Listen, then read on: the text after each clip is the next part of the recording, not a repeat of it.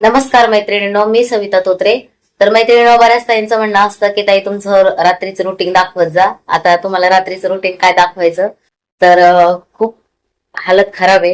आता तुम्हाला माहिती आहे मकर संक्रांतीचं सीझन आहे.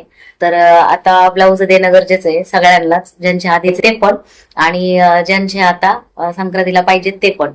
तर मला हेच सांगायचंय की ज्या मैत्रिणी साडी घेणार आहेत तर त्यांनी जरा थोड्या आधी घ्यायला पाहिजे. कारण बऱ्याच ताई आहेत त्या काय करतात, संक्रांत 2-4 दिवस आल्याच्या नंतर किंवा 8 दिवस आल्याच्या नंतर मग घाई करतात की मला साडी घ्यायची.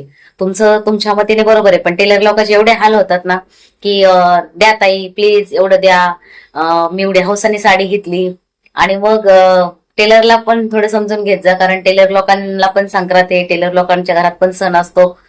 पण कोणत्याच टेलरला, मलाच नाही कोणत्याच टेलरला संक्रांतीला स्वतःचा सण म्हणजे स्वतःसाठी ना ब्लाऊज शिवता येतं, ना साडी विडिंग फॉल करता येते, ना कोणता सण साजरा करता येतो. कारण त्यांचं सीझन आहे ते फक्त ब्लाऊज शिवण्यात जातं.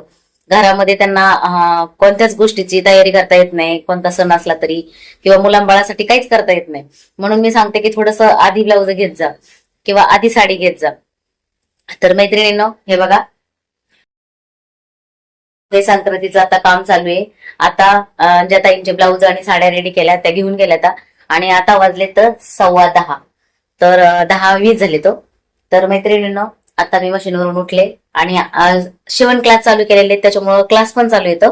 तर सकाळी शिवण क्लास, घरातलं काम, जेवण, स्वयंपाक, कपडे, भांडे. बऱ्याच ताईंचा गैरसमज आहे की ताई कपड्या भांड्यासाठी बाई असेल तुमच्याकडं, तुम्ही स्वतः काम नसतं करीत, अशा बऱ्याच कमेंट आल्यात मला. तर असं नाही ताई, सगळं मीच करते, माझ्या घरात कोणी करणार नाही, मला थोडीफार मदत करतो. तर नितीन मदत करतो. तर हे बघा, इकडे नितीन पण बसलाय.